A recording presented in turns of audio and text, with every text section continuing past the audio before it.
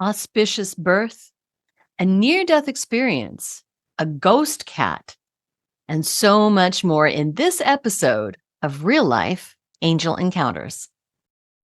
Angels, we all have them. They're our unseen guides, our companions, our teachers, and they're all around us. Sometimes they make themselves known in the most miraculous ways. Join me, Level 3 QHHT practitioner, angel communicator, and Reiki master, Christi Hoffman, with stories from real people who have experienced uplifting phenomena and real-life angel encounters. Hello and welcome back to Real Life Angel Encounters, the podcast for those who like their paranormal with a heavy dose of positivity and their spirituality with actual spirits. I am your host, Christi Hoffman. I am glad to have you back for this episode. Now, before we get too much further, I have my usual asks. So please, if you've not read it already, if you've not ordered it, my goodness, we're coming up on Christmas. It's time to order Real Life Angel Encounters, the book. It makes a great gift for those who enjoy angels and spirituality and positivity and uplifting stories. At $14.95, it's a perfect little stocking stuffer for anyone on your Christmas list. So please do get your copy today. If you're in the Kansas City region, hit me up. I'll sign it for you. Also, I would love to ask you, if you've not already, please hit the notification bell, the follow button, the subscribe, whatever it is on whatever platform you're listening to or watching if you're on YouTube. So just hit those notifications so that you receive notification the next time we have an episode coming out. You won't want to miss that. Also, if you could, please share this podcast with your network, your friends, your family, your coworkers, your parent group, your book club. Seriously, share this episode, share this podcast with everyone you know, because the more listeners we have, the more great story submissions that we get. So it's a win-win. Join our pyramid scheme today. Also, you can listen to past episodes of Real Life Angel Encounters, wherever you're listening now. Also at radiatewellnesscommunity.com, our website, /Real Life Angel Encounters. You can listen to season 1 and season 2, as well as the Radiate Wellness podcast right there on the website. And then up at the top of the page, you will see a donate button, a button that you can use to contribute to this show. If you like the positive messages that we put out, if you enjoy hearing about people who've had miraculous events happen in their lives, well, then please give back. You're listening to this podcast for free and able to share it for free, but it's not free for us to produce. In fact, all of the costs come out of my pocket. So if you can give back anything, that would be greatly appreciated. All right, well, let's get on with the episode. We've got 2 callers. First of all, we've got Casie, who I met at Casie Metaphysical, aptly named. And she's got some really great stories about being an abomination. I think once you listen to it, you will understand what she means by that. And then we've also got Stan, who is someone I met through my book publisher of Real Life Angel Encounters. And he interviewed me for his Paranormal Perspectives podcast. That's a mouthful. And I had him back on Radiate Wellness as well as on Real Life Angel Encounters, this episode that you're going to be listening to. So Stan's got some amazing stories of his near-death experience, a ghost cat, and much, much, much more. So I hope you really enjoy this episode from 2 lovely, lovely people. All right, on with the show. And we have got Casie, who is the author of Abomination Born and one of the co-hosts of Abomination Goddess, here to talk about her stories. Hello, Casie. Hello, Christi. So you said you've got some stories about critters. Everything. We could start with angels. Let's start with angels. When I was born, I saw an angel on the day that I was born. And as it turned out, I'll go back a little bit. My mother had 5 children. My mother is a very special lady. She saw things like I do too. And she had 5 children. And when the first one was born, my oldest brother, he was born breech. And they were having quite a few struggles with his birth. And through the wall of the room walk this man. And he had black hair and he was wearing a white lab coat. He was a very young, beautiful man. And my mom knew instantly that he was an angel dressed like a doctor. But nobody else saw him, just my mom. And he came over to her and he put his hand on her shoulder. I can't remember what she said, if it was right or left shoulder. And he reassured her that everything would be okay. And then so she calmed down. And sure enough, the birth went just fine. They were able to turn my brother and he was born just fine. And then she had said to me that when the next two children were born, my brother and my older sister, he had come again. But this time he came through the wall and he just stayed in the background and he didn't say anything to her. And then she said that he came again when I was born. And I remember that. He came again when I was born. I was born with my sister. We're twins and we're identical twins. And when he came this time, he came up to my mom's bedside and everybody else had left the room. And when he came up to her, he pointed at me. We were in a little crib right next to the bed. They had pushed us right up next to her bed. And he pointed at me and he said to her, "This one is different." And my mother was so thrilled. She said, "Oh, aren't they beautiful?" And then he passed blue crystals from his hand. They came out and went around the room, and my mom went to sleep and my sister went to sleep. And then he looked at me and he said, "You were born without the veil of forgetfulness." And I knew. I said, "Yes, I know." Because I could smell him. He smelled like salt, kind of a salty air scent. And I could see him. I could smell him. And I knew all about, he was a watcher angel. And so he transformed himself then. He no longer looked like this doctor in a white lab coat that my mom had seen. The same age, the same lab coat, the same hairstyle, everything. He had that black hair, and she said that he always looked the same at every birth. And this time, after he had put her to sleep, he transformed into a watcher angel. And he was very tall as the ceiling. And he had long white hair, kind of almost like a golden hair. And he had the golden breastplate, the golden sword, kind of that skirt that they wear, and the golden sandals. And he grabbed me up out of the crib and he said that he was going to take me someplace where my veil of forgetfulness could be put back down, because I wasn't supposed to be born that way. I wasn't supposed to remember everything. And that's what he did. Well, you were a newborn at this point. I was a newborn, yes. Nice. I mean, I wasn't even a day old. And my sister remembered him too, my twin. She remembered seeing him too. From the day you were born, you remember this? Yes. Well, what happened was the veil was closed down on me. Then when I was 2 years old, it was lifted back up. It was lifted back up, and it was lifted back up more when I was in first grade. And then more of it was lifted when I was 10 years old. Oh my goodness, that is wild. So what effect do you think this angel has given you? Or how did this impact you in your life? Well, you know, some people believe in these things, and I know. There's no belief. It's like, oh yeah, I know. And you haven't seen him since? Oh, yes. Oh, so tell me more. Well, the next time that I saw him, I was 10 years old. And of course, I could see my veil had already been lifted. So I could see really good and I could hear. And I called it blood talk because I could hear. That's what I call it. But I'm sure there's other names for it. But I could hear what they say, you know, what an angel says or any being says.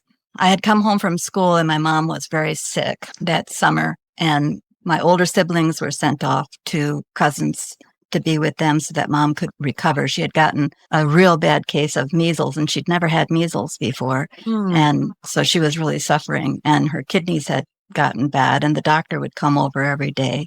But the only ones that were in the house was my twin sister and I and my dad. My dad had stayed home from work. He took his vacation time to take care of my mom. Well, I hadn't seen my mom or heard from my mom in a couple of weeks because she was so sick. We weren't allowed in the sick room in her bedroom. And we were just fine until one day the neighbor lady, you know how neighbors pitch in and help out when somebody is sick like that? They bring over food, sandwiches, things like that for us to eat. One day, Mrs. Backlund, the neighbor, brought over a tuna noodle casserole. And my mom had volunteered at church long enough for me to know that tuna noodle casserole is what you send to funerals. I mean, I was 10. So to see the tuna noodle casserole told me that she was dying. Oh, And so my sister and I, we weren't allowed in the sick room. Carol stayed in the hallway, and I insisted I was going to go in. I knocked on her door, on her bedroom door. My dad and her were in there, and no answer. So I went ahead and went into her bedroom door. And I closed the door behind me. The room was very, very dark. And there was my dad. He looked like he didn't even see me, how grief stricken he already was. And my mom looked like she was already dead. This beautiful woman looked like she was already dead. And then out of the ceiling came these blue lights. And the ceiling opened up wider and wider. And down into the room at the foot of Mom's bed came that same watcher angel. And he was in his same regalia, in his warrior regalia. And I was really mad. I thought he'd come to take her. I thought he was going to take her away. My mind is just racing. Where can I take Mom? Get away from this angel. I don't want her to go. I want to keep her here. How can I get my dad to help me? Where do you take someone away from an angel? They've got all this power. I wanted to get away. And I had scrunched my hands really tight, and I just used all my power and told the angel to leave my mother alone. Go away. Leave her alone. And he just blasted his energy at me. And I just whipped back and hit that door, and all my hair went back, and I was just pounded against the door. And he looked back at my mom and concentrated on my mom. And then another 2 angels came down. One was behind him, and the other one wasn't all the way into the room. It was still partly up. You could see above into this other place, this gorgeous place above. yeah. So he was concentrating on my mom, and I'm pinned back against the door. And then he says, I'm here to heal your mom. And I was like, oh, thank God. I thought he was here to take her away. I was relieved with that. And then he did turn back at me and he said, you are an abomination. What did he mean by that? I was born with the ability to see. I was born with the ability to hear him. I kind of snuck through somehow. Now, And abomination typically has a really bad connotation. I've kind of accepted it. I've kind of accepted being different. I've kind of accepted it. So you feel like that's what he meant, is that you are different. So are there any other times that you've seen this angel? Yes, a couple different times, but the last time that I saw him was here in the Ozarks. And I was coming home from town and I had my lunch with me. I hadn't eaten my lunch in town. And all of a sudden I had this desire to stop in the middle of the road going down this steep hill. And I just had this desire to stop right there in the middle of the road and eat my lunch. What an odd thing to do. And I thought, oh, I guess I should eat my lunch now. So I stopped the car and had to put it in park because the road was so steep going down this hill. And all of a sudden, it was summer and the windows in the car were open. And all of a sudden, I could hear the trees breaking. They were just crashing as if some giant monster was coming through the woods. My goodness. And all the trees, I heard the trees say, we'd be happy to. And they were just splitting, literally splitting in half. And the leaves were flying all over the road and everywhere because it's thick woods on both sides of this dirt road. And I looked on both sides. Over on this side, there was a big split in everything, just like a big V in the woods. And then on the other side was another big V in the woods. And the trees and all the bushes, everything in the undergrowth were saying, we'd be happy to. And the next thing I see is coming down through the entrance of these trees is this crystal locomotive kind of thing with really long, maybe a 20-foot pole in the front, like a beam that goes out that was solid. And there on the outside of that crystal train, hanging on to it, was the angel from my birth. He was there, and he was dressed in his full regalia again. And this time, he's smiling at me, and he goes like this. He nods to me and kind of salutes me and goes through. And then the trees, they all came back together, and all the leaves are just flying as they all go back together on both sides of the road. They all go like that after he passed through. Oh, my God. That is wild. Now, you said you also had some stories about some critters.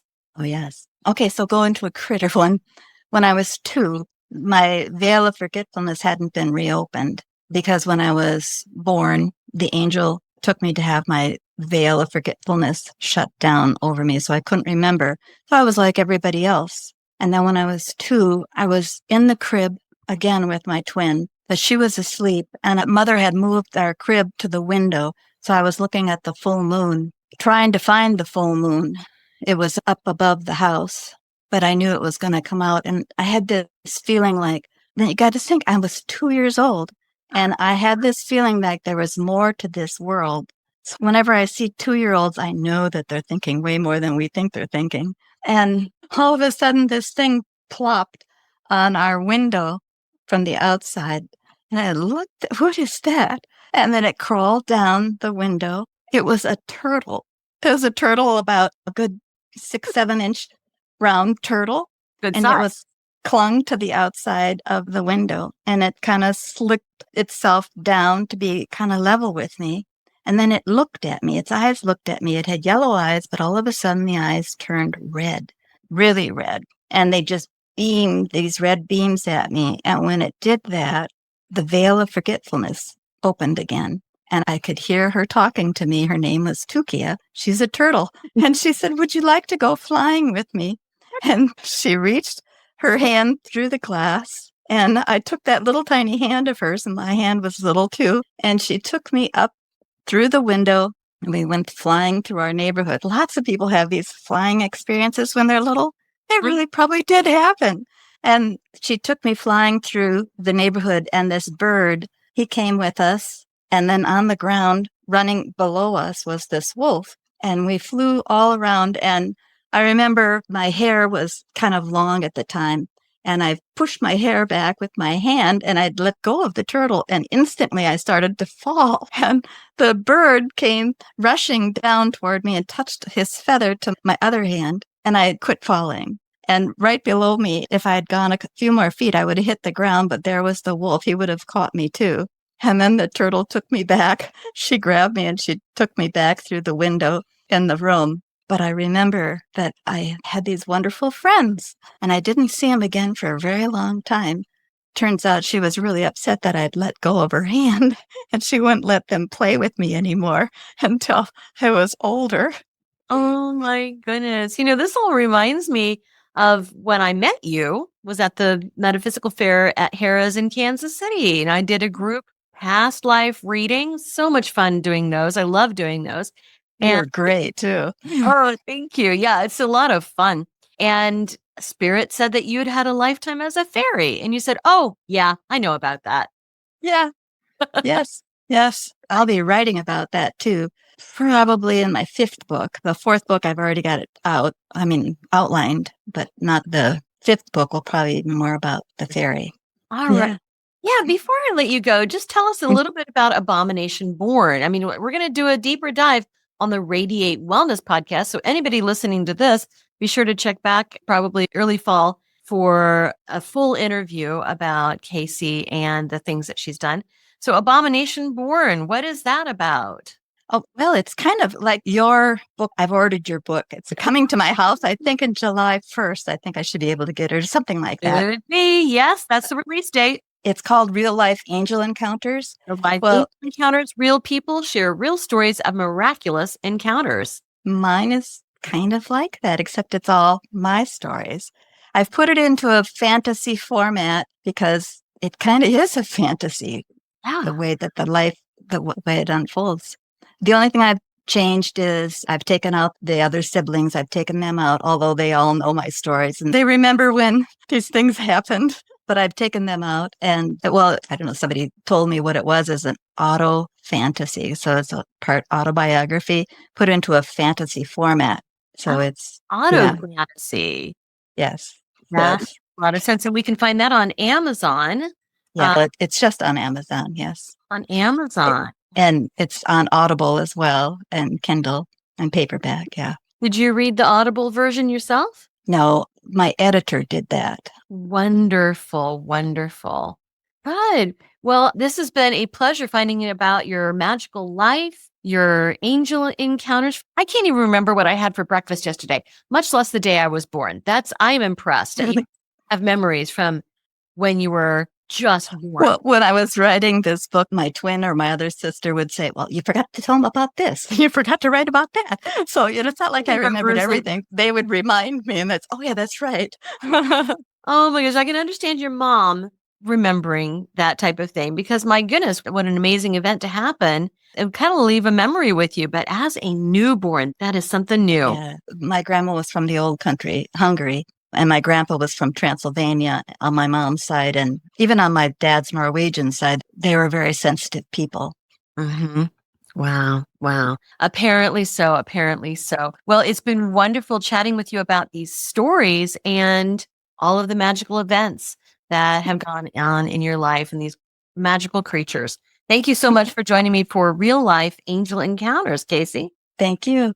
And next up, we have Stan with some stories of angelic and paranormal. Now, Stan, you and I met on your podcast, the Paranormal Perspectives. Yes, yes, yes. I enjoyed that conversation so much. And it is going really well on, I looked at like all the platforms and everything. That interview is doing really well. So you had some stories because you were on the Radiate Wellness podcast and we talked about some of the stuff that you had going on. And I said, oh my gosh, you need to tell those stories on Real Life Angel Encounters. So yeah, let's get into it. What happened? Oh, definitely. Yeah, Christy, I don't think you can really get rid of me at this point.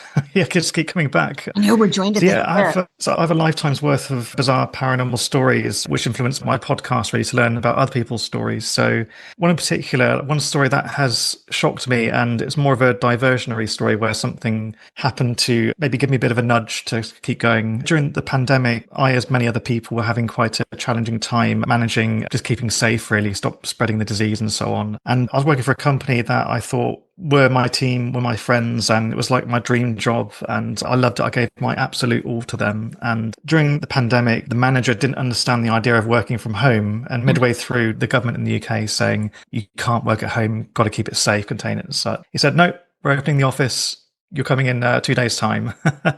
And I don't even know, I suffer from OCD and I'm considered kind of neurodivergent. No surprise there, really. So as you can imagine for myself, that's quite a challenging situation. So the team knew I had OCD and how challenging that would be for me. And long story short, so I contested that and they thought it would be a good idea to make an example of me and treat me in quite an awful way. And I won't bore you with that side of the story though, but I battled through that and I was quite badly hurt and overwhelmed during the pandemic. And like, it really hit me hard. I was in a really, really bad place. And I'm not sure what happened, but I had this dream one night and it was the most vivid dream I've had so far. I was in this open expanse, this landscape at night. I could see the sun just peeping over the edge of the horizon, like it was almost dawning. And in the center was this large, very tall metallic column.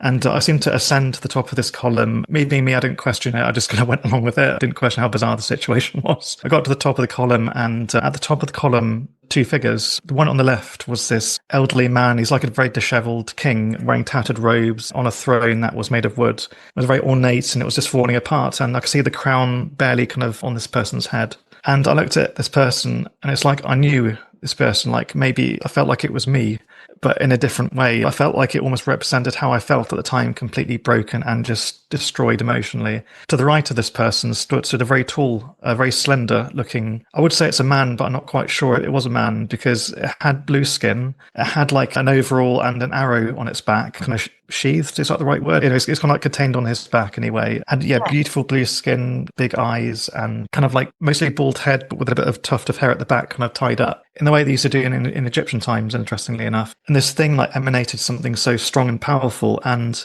out of nowhere, like the most almighty song like was blasted at my face. I'm thinking about like the 80s reference, like turn it up to 11 kind of thing, like it's proper like blast in your face.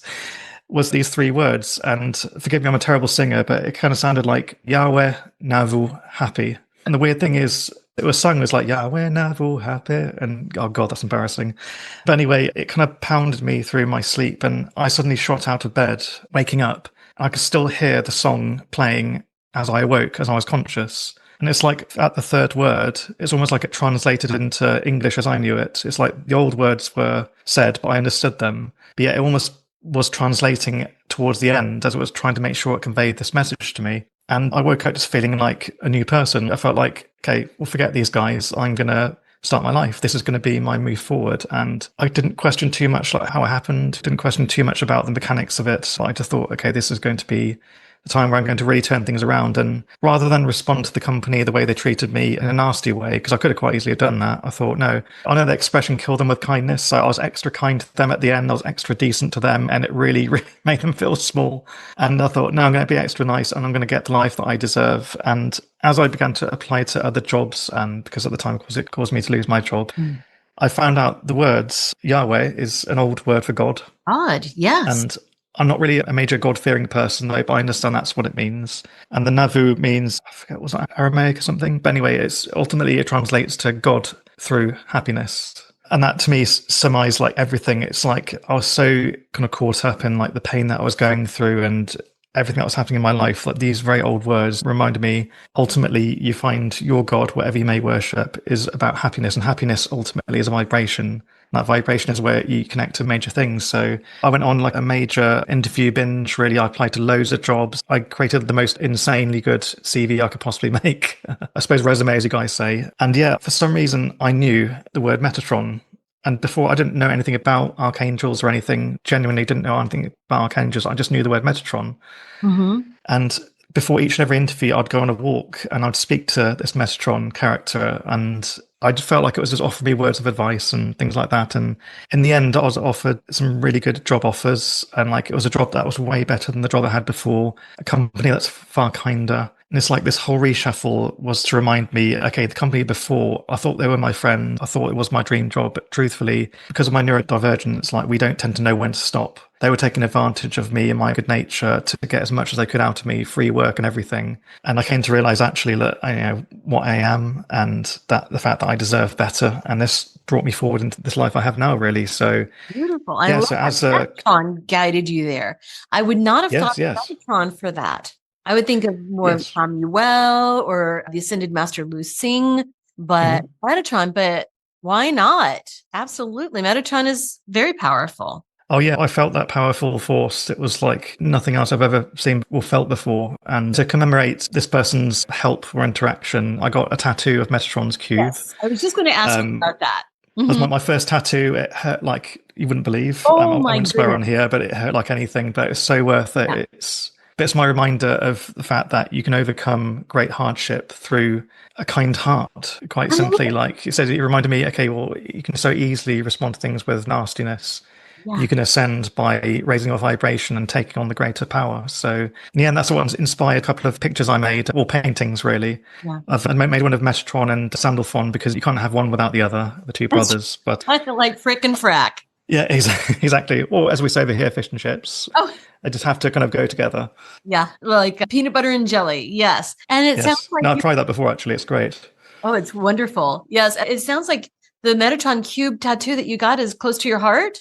Exactly, yep. That is lovely. That is absolutely. But you had more stories besides that, which is a wonderful story. But you said you had more, including a ghost cat. Yes, I kind of question whether cats can become angels or whatever wasn't embedded in my cats was an angelic entity. I just don't know. But basically, from a young age, I had this beautiful tortoiseshell cat, and she was called Puss. Very creative name. They just couldn't really think of anything to call her, so she was just called Puss. But yeah, she was very protective of me as a baby, and she used to always sleep at the top of my head every night on my bed. Used to always be like my best friend for a long time. And for those years, I was going through a trauma to do with a car accident. And as I mentioned on the Radiate Wellness podcast, and she was like my little friend. She just understood my energy. And when things were getting too intense, when I was processing certain things, she'd just be there. And I didn't understand then like how she just knew. She just knew, like, obviously she couldn't speak. She wasn't like Salem from Sabrina the Teenage Witch kind of thing, but she just understood without words. She spoke without words. Does that make sense? Oh, yes. Oh, yeah.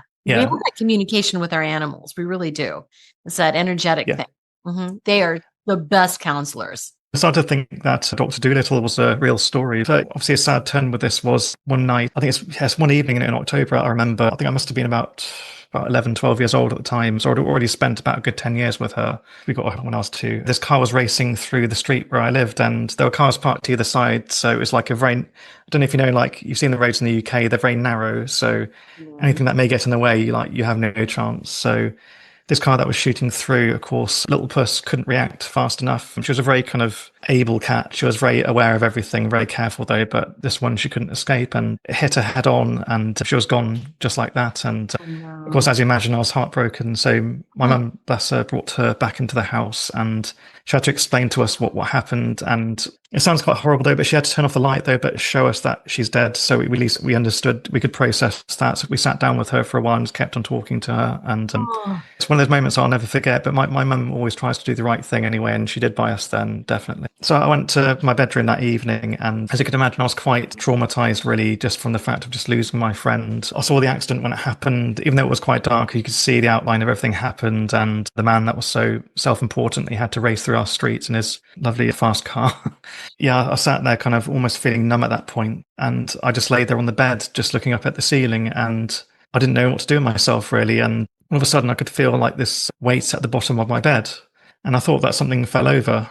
So I kind of looked over to see if I'd knocked over one of my sketchbooks or something, but no, nothing was there. And I felt something else drop near where my feet were. Again, I thought, what's going on? Is there something else falling over? And I looked to my feet, and what I could only describe were compressions next to where my legs were, like little tiny compressions where like there should have been something there causing a weight, but there was nothing there.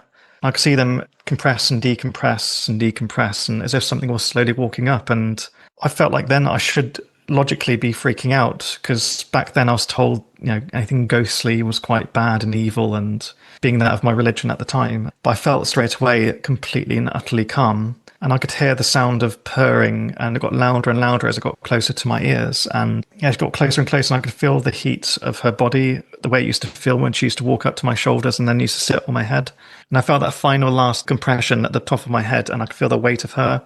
I could smell her as well. It was really strange, and I didn't question it at that point. I just laid there, and I refused to fall asleep. I mean, I was literally holding my eyes open for hours, because I knew that would be the last time I would spend with my best friend, and just kept going and going. And usually the events that I've experienced in my life and these hauntings would last minutes. It would happen for about 4.5 hours. To me, an empirical experience. I had empirical evidence. I had auditory.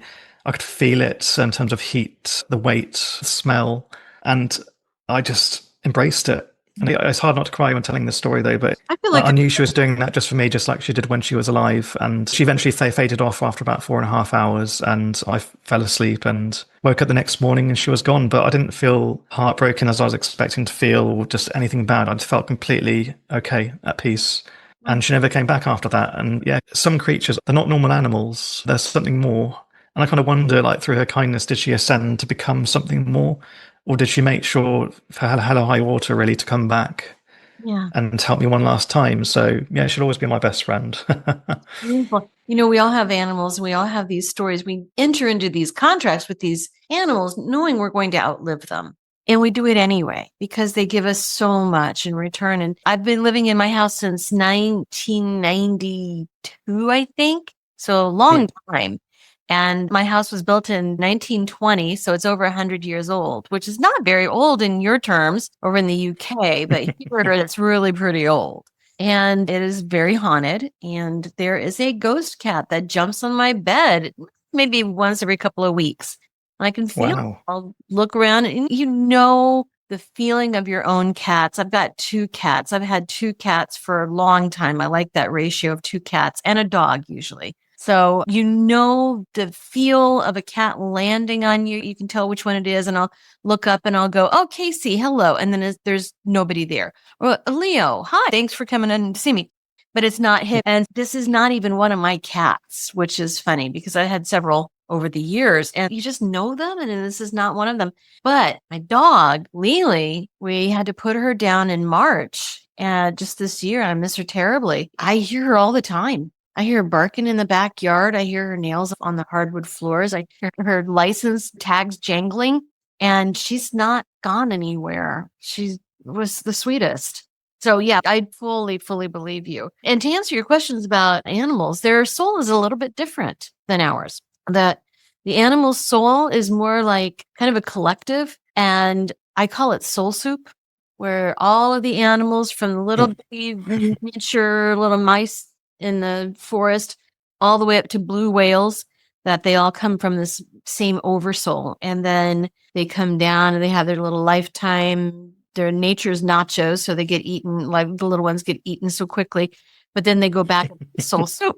But the ones that are our companion animals, the ones that start their evolutionary journey, they can choose to remain differentiated. That's my term for it. And their soul remains like singular. And then they can start their evolutionary journey. And there's a lot of people will tell you that human souls and animal souls do not cross over, but they can. We can come back as animals can come back as us.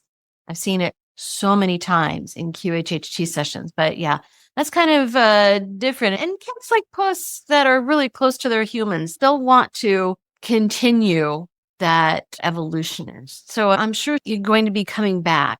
Now, sometimes they'll wait for us until we get to the other side.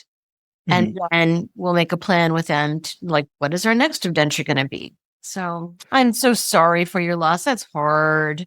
Yeah. I know, but you have to learn about life and death early on, because I experienced death myself from a very early age. Then I was so young that I couldn't quite fully comprehend it. It was only until I got to that age when Puss passed over that I began to realize, actually, all my friends aren't going to be here forever. So let's just appreciate the time that we have, really. Because you had a near-death experience. Yeah. Do you want me to just tell it here? Yeah, please, because we've had many near-death experiences here on Real Life Angel Encounters. Well, I'll say to anyone, brace yourself, because it's going to make you think. I was very lucky to grow up in Oxford, like as people tend to call it, the city of dreaming spires. So it's usually associated with being kind of very kind of academic, very beautiful, very pristine. And it is sort of, apart from the traffic anyway. I was simply on the way to my nonna's house. I have like a Sardinian/Polish heritage family living in the UK. So I had a really close relationship with my nonna. Just used to make lots of food with her, and she was like my own little angel as well. She's a very special lady. Could barely speak English. Like the words that she did know, she knew all the English swear words. She was very fond of all those. I won't say them here, of course. But yeah, so I have to start the story light because it's quite a dark story. Because you can imagine, that was my state, and I was quite happy on the way to my grandmother's house, and the light went green at this crossing to make our way across the road for pedestrians. And one step ahead of my mother, who was behind me, and vehicles were to the right and the left of me stopped at the line.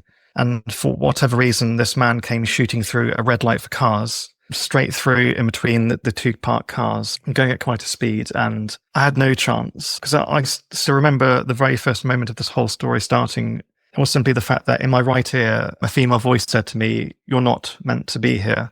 And I've always questioned why that happened. But I remember, because I have a very vivid memory, I see pictures and I remember sounds in a way that I can't explain since that accident. Everything stays in there, and I don't know why. I don't know what it is, though. But as you can imagine, obviously, the car hit me. I was in quite a really, really bad way. And this man tried to escape the scene as well. He tried to get back in his car, and the public were amazing. Like, they ran straight over to him and literally dragged him from his vehicle and apprehended him. And as they came to obviously attend to me in the street, and as you can imagine, my mother was obviously in hysterics, really, bless her. This is quite a hard story to tell, because I've had to kind of come to terms with a lot of things that happened there as an adult now. It's taken about a good 35 years to fully accept that. So yeah, on the way to the hospital, they managed to get me into the intensive care unit, as we call it in the UK, ICU. I went through a number of emergency operations I'm literally a Frankenstein, is the best way I can describe me. I had lots of things patched together and things rebuilt. And at some point during the operation, I know I died, and I could never get the reports from them to specify if my heart did fully stop, but it did come quite close to it numerous times. So they had to obviously, I had blood transfusions and all sorts. So I do know for a fact that I was on the precipice, in the body, that is. But in terms of like the soul or the mind, the consciousness, I actually awoke despite being in amongst all of these operations. And previously my legs were completely broken. I found myself standing inside the hospital.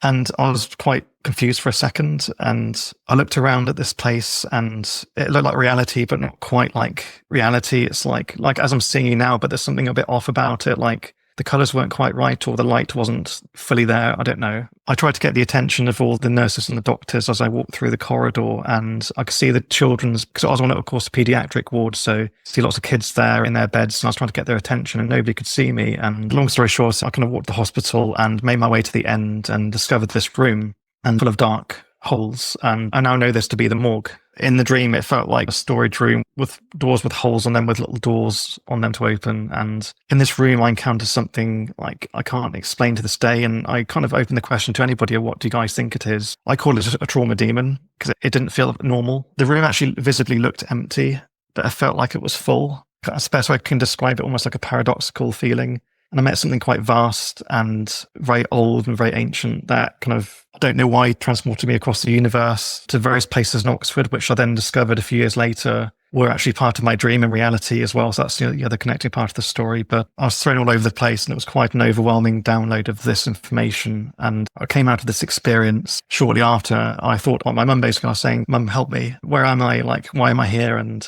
my first kind of thought, and I found myself in my body, and it seemed to be like a few days had passed when I woke up, and my legs were all binded. I had metal rods going through my legs to hold my legs together, so I physically couldn't move. I couldn't walk about the hospital, and it wasn't a pretty sight. But obviously, my mum is amazing. She was with me every single day, like always there to help, trying to make me laugh, even though it really did hurt to laugh. But yeah, she kept me kind of going. And what I assigned to a dream initially, I discovered was real. So after a good few weeks, my legs were in kind of less by bindings and I could be disconnected from the bed. This wonderful nurse came to me and said, "Look, do you want to go on a bit of a ride?" And I said, "Well, yeah, definitely. Like, I need to at least see a different sight." And she just put me in the wheelchair very carefully and started to take me down the hospital corridor. And I realized it was the same corridor that I'd seen in this out-of-body experience where I physically walked, which it kind of scared me at first because it's like the merging of two images. Like, I began to realize this is all lining up exactly. And as I passed each room, I saw the different individual children that I saw in this experience. And I knew when to turn left, where to turn right, the different stickers on the wall, the posters, and the little cracks in the walls. So I don't know, the different nuances that helped me to identify that was the place that I saw, but I wasn't there, but I was there. But it all concluded in me making my way to the end of this corridor. And of course, because it was a morgue, of course, they couldn't take me in there.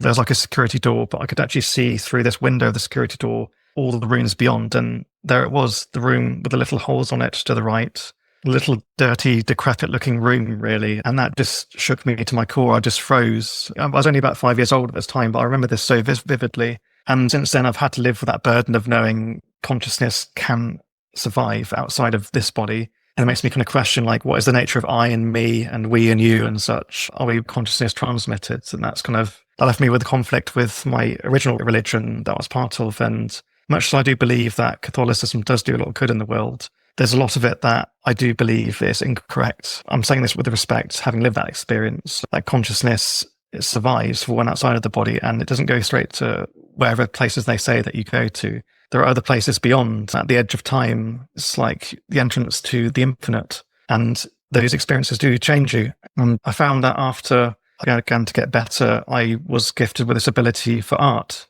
And it seems to be like overnight, I just knew how to draw very, very well, like years beyond my years at the time. And I was just obsessed. And I found that the more that I drew, the less my body hurt because the pain was so intense. Like, I can't explain. I felt like a 5-year-old kid to feel the pain that I felt. It was my only way to focus. But I found the more I drew, the better my body got. And I know obviously a big part of that is the doctors. I won't deny that. It's like an amazing hospital. And I found that drawing was this thing. And they couldn't explain, for one thing, that the doctors did explain to my mother that it's likely that he won't be able to walk again, or he may have some form of disability where he may not have control. Also, be prepared that he may have some brain damage because of the severity of it. The tests that they did at the time came back, no brain damage at all, but an unexplained ability to draw and this additional level of awareness that they couldn't quite explain at the time. And they'd almost accepted the fact that, okay, well, he probably won't be able to walk though, but at least those two things are okay. At least his head's okay. And then, a few weeks later, my legs began to move just a little bit and they really focused on that. And they were pretty much like assigned to the idea that he's not going to walk again. And hey presto, started walking. So that's amazing. Yeah. It sounds like Dr. Joe Dispenza's story in a way, that he had healed his body. Yes. Yes, and Terry McBride as well had a kind of a similar story. I know we take these diagnoses, we take these things as gospel truth, but not necessarily. The body's amazing. What jumps out to me about your story, Stan, is there are two other, well, there's more than that, but near-death experiencers, but there are two near-death experiencers who not only have been on this podcast, but I also put their stories in the book, Real Life Angel Encounters, which, talked about that book.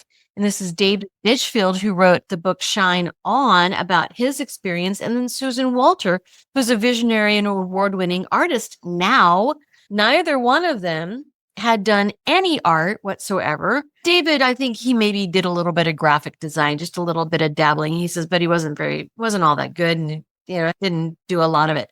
But after both of their near-death experiences, they came out of it with the ability, and not only the ability to paint and create art, but just a drive to do it, a compulsion almost to do it. Now, it was a little bit different though, but her angels told her to paint them. And she's like, I don't know how to paint, you guys. And they're like, yeah, don't worry about it. It'll be fine. But once she started in earnest, she was like dedicated to the art. And other people who are near-death experiencers, such as Eben Alexander, now his didn't take the form of art or creating drawings or paintings or anything like that, but his took the form of music, and he wanted to share the music that he'd heard on the other side. Same with David Ditchfield, honestly, who's also a UK person. And after his near-death experience, not only was he creating art in these beautiful paintings, but he wrote a symphony. And people were just saying, how did you write a symphony? You've had no formal training. He says, well, I don't know. I did. And it was a beautiful symphony. He has since been commissioned to write others. So yeah, these near-death experiences are so transformative. And I'm sure it did not escape your notice, but you and Puss both were struck by cars. Yeah, I don't really like driving. So I'm a driver myself. I don't really like cars, but yeah, it seems to be a link there. Those vehicles. Right. And then, given that experience, as painful as it was for you, it set you on a new path. I mean, you're going to be going with it now. Yeah, I have this ability, and I've grappled with the idea of being a medium now. It's taken me many years of my life to understand what it is.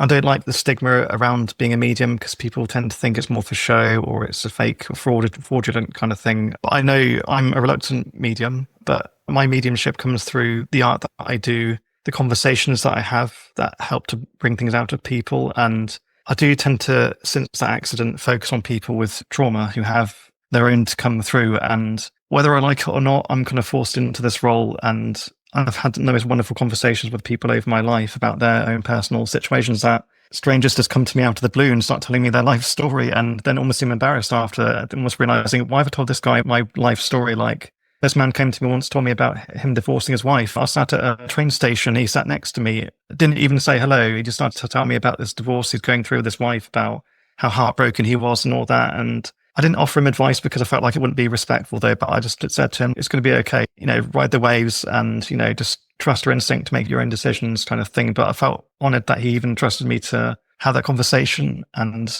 yeah, I mean, like through my art, like definitely one day, one of my goals is to create some sort of art healing course, because I don't know if you've seen my collection, Christi, but yeah, I make these psychedelic pieces. So yeah, some of them are based on kind of deities of sorts. Yes.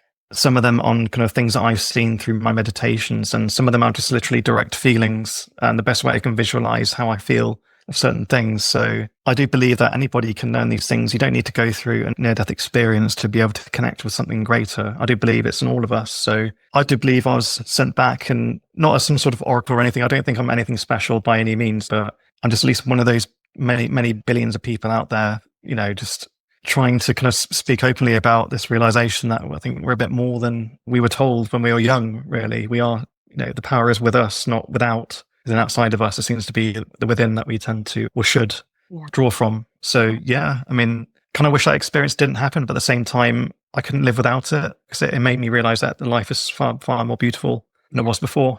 What a beautiful, beautiful story. I appreciate you coming on and telling us those beautiful stories.